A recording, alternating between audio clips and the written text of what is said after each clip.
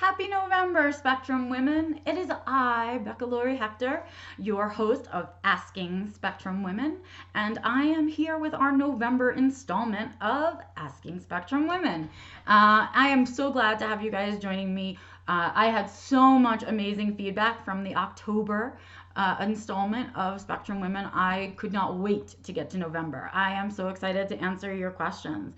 And when I put a call out last week for your questions, my goodness, the response was fantastic, you guys. I am so excited that so many of you have these questions to ask and that you're excited to ask us. That's so cool. All right, I am really excited about it, and I'm excited to get on with our video today. So like I said, you guys sent back some amazing questions, and I had such a good response that I actually can't answer all of them in what would be a good-sized video, right? It would probably go on for too long, and nobody's going to want to watch it. So I'm going to attempt to mush some questions together because they kind of overlaid each other, and then I'm going to I think I'm going to answer the ones that are kind of the most timely and the ones that we get asked often. If you asked a question, whether it was on the Spectrum Women page, in Neurodiversity Newsstand, via email to me directly, I got it. I made sure that I answered everybody back, so you knew that I got your question. And if I don't, that's what I wanted to say. If I don't answer your specific question today, that doesn't mean that I'm not willing to answer it. So if you were the person that sent in a question that doesn't get answered today, you can send me an email at info@beccalory.com, and I will answer it personally in writing, because I do want to make sure that I get at least a base answer out to everybody who's asking a question, even if it doesn't make it into the video. So what? Okay, today we're going to talk about a couple of different topics. We're going to bounce around a little bit, but I want to talk about something important to all of us kind of towards the end. So I'm going to answer the other questions, and then the very last question, I'm mushing a couple of questions together because they are related. So let's go ahead and ask them. I want to start with this question, which was great. What advice would you give to someone struggling to communicate properly with medical staff when they go to get an exam? I often feel traumatized by how medical staff do their intake procedures. This is a really great question. I really, it's an important one. It's something that I struggle with. I struggled with for a really long time. I think it's still a double-edged sword, right? I would love to say that going to the doctor and saying that you have autism as an adult is not a shocking thing to many doctors because they're doctors, but it's still really shocking. Autism isn't taught very much in medical school. They're not really given any course in autism or anything like that specifically. And as those of us on the spectrum know, we react very different to medication. Some of us don't feel pain in quite the same way, or we feel too much pain. And it's all part of that sensory system that's so different for us on the spectrum. So going to the doctor can be really unnerving. I can tell you guys personally, I have to start with a new doctor coming up soon, and I'm not so sure I'm going to disclose my autism. And I know that will be shocking to many of you out there. First of all, when I'm so open on the internet, how could I hide my autism? Well, of all the people in the world who spend the least amount of time on internet, I'm going to guess it's doctors. They don't really have a lot of time to be hanging out on social media. Honestly, if anybody ever said to me, oh, I know you're autistic though, why didn't you tell me? I'd be like, oh, well, shocker to you. I didn't trust you enough to tell you.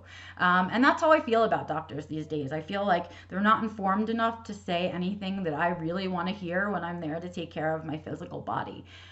So I've had doctors say things like, oh, you must be so high functioning then, or no, we can't be, or, what, you diagnosed as a child, and all of this stuff. I've definitely had those things said to me by medical professionals. And it's almost because they are medical professionals that it's even more insulting when they say it.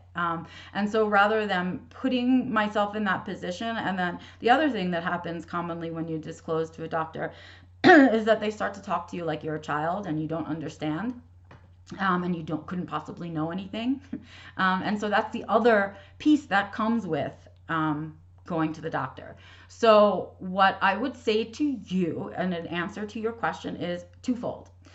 when you're going to be going to the doctor, I write everything down. So if there's something that I need to get, so if there are 1 or 2 or 3 prescriptions that I need to have filled, if I've been having certain symptoms that I have a question about, or anything else, that whatever the reason is that I'm going there in the first place, I write that stuff down so that when I get flustered, because I get flustered every single time, just like you guys do, because they do touch you randomly, and they do all of these random things, and sometimes people are really gruff in offices and cranky, and that can be really hard, especially when you're someone like me who struggles with auditory processing and I need stuff repeated to me all the time. Could you repeat it again? Could you say it in a different way? And so I'm an annoying person to have when you're really busy. And so what I kind of I'm still on the fence myself about even telling my next doctor that I'm on the spectrum, because I'm not so sure I want to deal with all the other stuff that comes along with it.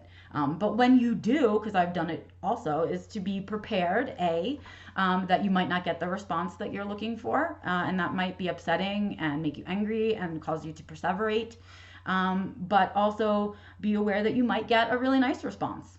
And so just be prepared with your information, be prepared with your rights, be prepared to speak up for yourself and advocate, because the whole reason for disclosing is so that you can freely advocate. So don't disclose and then not advocate is what I say. So write things down, don't disclose and not advocate. And that means saying things like, can you let me know before you touch me? Can you tell me what you're going to be doing to my body? Right? You're allowed to ask and say all of those things in any medical situation, regardless spectrum or not. So remember that your doctor is somebody that you have hired, just like it would be with a psychiatrist or anybody else, a mechanic, right? You go out for the help that you need with your life, and you are purchasing a service. So when you go to your doctor, you are purchasing their service. If you are not satisfied with their service, please leave. You do not need to stay. Make sure that when you advocate, you are treated with respect. Otherwise, you don't have to stay.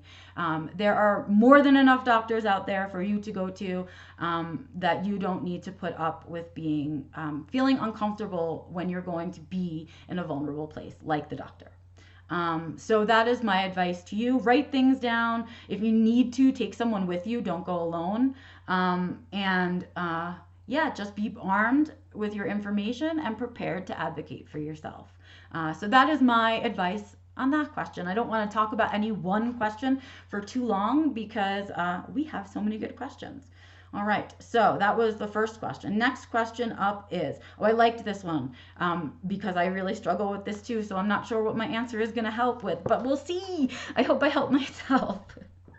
Okay, how do I learn not to not perseverate and let my intellectual intensity get me so hung up on an issue that I end up damaging relationships or end up getting fired?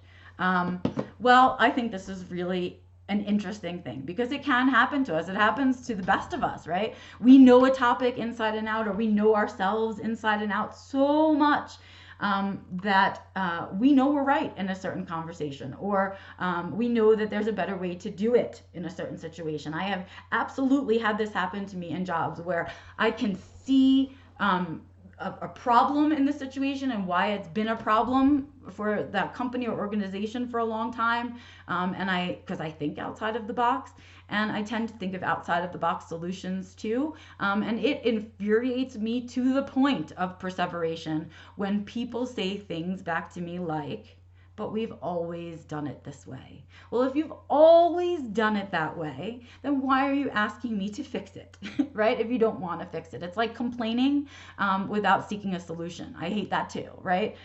So what I say to you is we have to remember to not put all our spoons into stuff like that.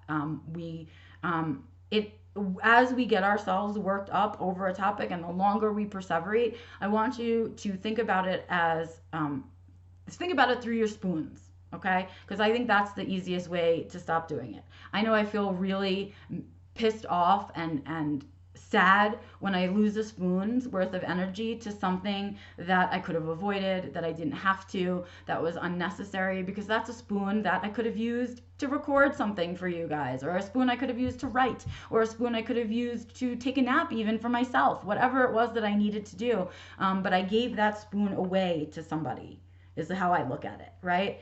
So when you are perseverating on an issue to the point where it could either make you lose your job, or it's just taking up your brain space, which, man, is the most annoying thing about perseveration, is the taking up of brain space that you would rather be using for something else. And so in that moment when that's happening, what I want you guys to remember is a piece of mindfulness, right? So mindfulness is all about staying in the present and being aware of your body and how it feels, and your brain and how it feels, right? And so as you're perseverating and you can feel those notches rising, and you know there's sort of not a release for it, it's not, there's no ending for it, there's no solution for it, I want you to stop for a minute and say to yourself, is this person, is this issue, is this topic worth these spoons?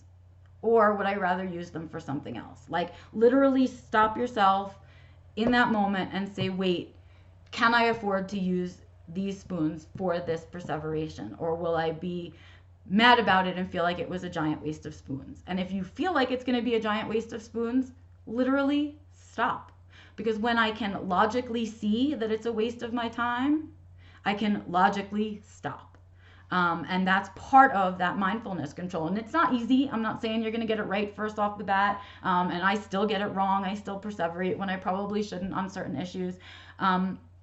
But this is the way to stop it. It's that mindfulness piece, that awareness of how you're thinking, feeling, breathing, being in the moment. And if it's in alignment with how you want to think and breathe and be all the time. And for me, most of the time when I'm perseverating, it's usually about something I don't have control over. Those are my favorite things to perseverate about. And that's a really bigger waste of spoons. So take a moment for yourself and really think to yourself, is this a topic, an issue, a thing in my life that I feel like is worth the perseveration, worth the spoons that it's going to cost me? Because your energy and your time are non-renewable resources, as I share with you guys all the time. So as a non-renewable resource, is it worth giving away? Is the thing that you're perseverating on important enough to give away your spoons for? So that's my advice on that one. Whew, I am just, well, that was a good advice, though. I should take my own advice. All right. Okay. Oh, I love this question too. When I mask, I can get things done so effectively, but as we all know, at a big price. Is there a way to find a middle ground where I don't need to pull on the mask to get things done? Yes, there is. And it's a big, long, complicated answer, but what it comes down to is balance. So there are going to be places and times in your life still, because of the way the world is still, because it's not ready for us, there are going to be times when it's just easier to mask to get through a situation, that it will actually cost you less spoons overall to just mask through it than it would to unmask and let that go and that exhaustion. So what you need to do in these situations is really think about it, right? So for me, one of the places that I think I mask the most is when I go and get my hair done. And that's because it's a place that's very loud, it's sensory overwhelming. I'm always nervous about getting a haircut, if I'm gonna like it, if they're gonna mess up, whatever. Am I doing the right thing? It's a very anxiety-ridden place for me. So I know that when I'm done, I'm going to be exhausted because I've had to mask through it, because so much stuff was happening for me. So many challenges are happening simultaneously that worrying about the social piece isn't something that I want to add to it. But there are definitely places in my life where I was wasting spoons on the mask. So places like, like wearing makeup was one, right? It took a lot of my time, a lot of effort, because I'm not very coordinated, so it was difficult for me to do. But I lived my life thinking that if I didn't have makeup on, people would somehow know I wasn't okay and I didn't have my crap together. Well, shocker, most of us don't have our crap together most of the time. And so I was wasting spoons for other people's comfort, right? And that's my limit. When I think about masking, am I masking for me or am I masking for somebody else's comfort? And that's my line. If I'm masking by choice for myself to get through a situation, because I know it will overall use less spoons to mask for that situation, yeah, I'm going to make that choice. Absolutely. But if I find myself masking because my unmasked self makes somebody else uncomfortable, yeah, I'm not into that anymore. I don't mask for other people's comfort. So what I say to you is you need to create a balance of the places that you do mask and the reasons you mask. Choose those carefully. And so then choose those situations in which you will mask consciously and with effort. Choose them. Okay. And then choose the situations where you are comfortable being unmasked or you're willing to be unmasked. Because creating a balance of that time is really the thing that's going to save you. Obviously, the more time you spend unmasked, the less energy you're wasting. But there are definitely situations in today's world with the way that it is that it's just easier and overall less spoons to just mask through a situation. So you need to choose for you. What are those situations in your life? What are the ones that you're uncomfortable being unmasked in and mask in them still, I guess. And where are all of the places that you could take that mask off that you don't need to waste that energy on masking? And slowly do that because many of us have spent so much of our lives masking that it's a habit. It's not even like you're saying to yourself, oh, I'm going into this situation, let me mask.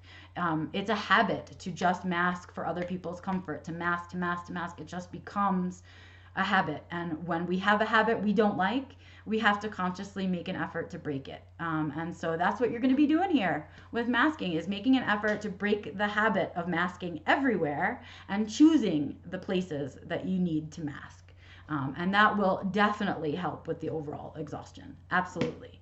So I hope that helps. Next up. Oh, I like this one. Hi, I'm self-diagnosed and don't know what to say to people who challenge me. It's like I'm not legit if I don't have a formal diagnosis. I cannot access a formal diagnosis because it costs around $1,600. Do you have any ideas where or who might be able to help get a diagnosis so that people don't think I'm a fraud? Well, I have a couple of things to say about this. First of all, I did another video about this question, so I'm going to put that in the description in case you want to go back and look at that as well. But here's what I have to say about self-diagnosis. It is valid. I'm sorry that other people don't think that it's valid, but you don't go through the whole procedure and process of thinking that you're autistic and then just to pretend you're autistic. I don't know. I mean, why would you need to pretend to be autistic in any way, shape, or form? So if you ever give someone a hard time for a self-diagnosis, poo-poo on you and your diagnosis, because I think that's a terrible thing to do to somebody. So stop doing that. But as somebody who is self-diagnosed, which I am not, I do have a formal diagnosis, and please, I wish it cost me $1,600. It cost me $6,000 to get a diagnosis. $6,000. Not covered by insurance, private pay. And because that's the situation of the world today, it infuriates me even more that someone would invalidate someone's self-diagnosis. I mean, who the hell are you? So what I want to say is, what do you say to people who invalidate your diagnosis? I want to say, F you. Like a big giant F you. It's not their life. It's not about them. It's about you. So if the diagnosis, self or otherwise, feels real and valid to you, own it. Just own it, and that's their crap. That is about them and not you, and it's not going to help in your life. But owning your self-diagnosis will help in your life. It will help you make better choices. It will help you understand yourself better. So what I say is, yes, I think a self-diagnosis is valid. I'm sorry people have made you feel invalidated about a self-diagnosis. And if the world was set up so that we could all, throw $5 into a low-cost clinic and get our diagnosis, well, then I bet we'd all have an official diagnosis. But that's not the way the world is. And that doesn't mean that your self-diagnosis means any less. And if you are surrounding yourself with people who tell you otherwise, start surrounding yourself with some other people. Because that's part of it. That's part of growing into your diagnosis. I will link my other video about that in the description. somewhere. I will try to remember to do that. But it's another Asking Spectrum Women. It's actually before we started the series when we all just kind of tackled some questions for you guys. And this was a question that was asked that I answered. All right. So those are most of the differing questions that I got. But I'm now going to jump into like a solid 10 minutes about a topic that was asked multiple times in different ways when I asked for questions, and that was the holidays.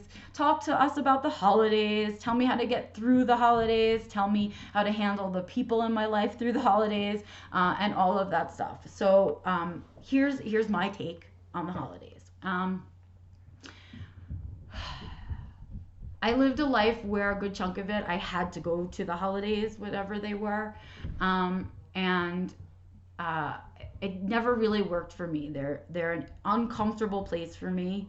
I usually felt uncomfortable for the social reasons, for being out of my routine. Usually there's food that I don't really eat. There's any number of reasons on a personal level that it doesn't feel uncomfortable, that it feels uncomfortable for me. And I really eliminated a lot of the unnecessary holidays for myself because it is so stressful. So I say first, think about the holidays. What do they mean to you? What do they mean to your family? Are there things that you are going to or doing that you don't have to do, but you feel somewhere inside of you obligated to do it, and that you're putting it upon yourself? And if there's stuff that you can eliminate from the holidays, please do. I mean, really, don't be afraid to advocate to your family. Don't be afraid to speak up for yourself. And you know what? If it comes down to being the day before and you really just are like, I just can't. Whatever led up to these days, I don't have the spoons for this. Lie.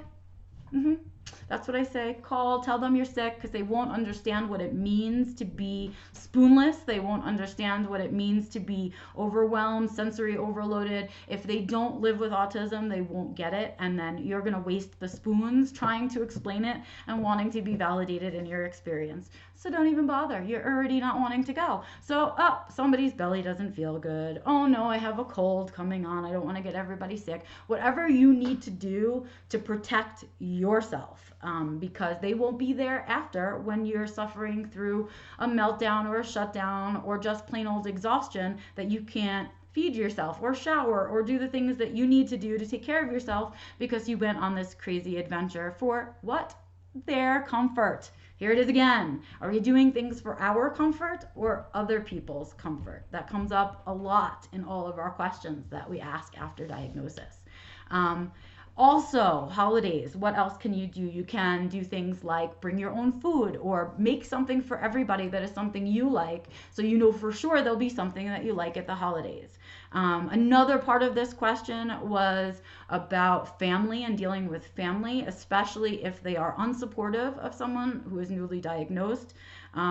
Especially as older adults, when we get diagnosed, it is really hard for our family to understand that they have lived with us our whole lives and didn't know there was something wrong with us. How can that be? And it becomes about them and their guilt about what they didn't do for us, right? And so they say things like, no, you couldn't be autistic, or there's nothing wrong with you, and you know what? They're right. There's nothing wrong with you. You have autism. Your brain's different. There's nothing wrong with you. But having to put up with all of that stuff it's difficult. And I remember early on in the first year or two of my diagnosis not wanting to really talk to a lot of family members about it, even though I had decided to be open about it. I didn't have those one-on-one conversations with family members for probably two reasons. I mean, I don't have a lot of family, and I certainly don't trust my family. But also, I had a lot of people who were saying those things to me. And at that time in my life, it was probably the most toxic thing I could hear. And I wasn't strong enough or healthy enough to kind of battle it out with folks. So I did a lot of calling in sick to holidays. I avoided a lot of phone calls and things like that in the beginning, until I was strong enough to advocate against their poo-poos. So my answer to that question is, around the holidays, if you are dealing with family members who are not yet ready to digest your diagnosis, maybe don't throw it out on the table quite so fast at the holidays. They are a multi-layered storm of stress, the holidays.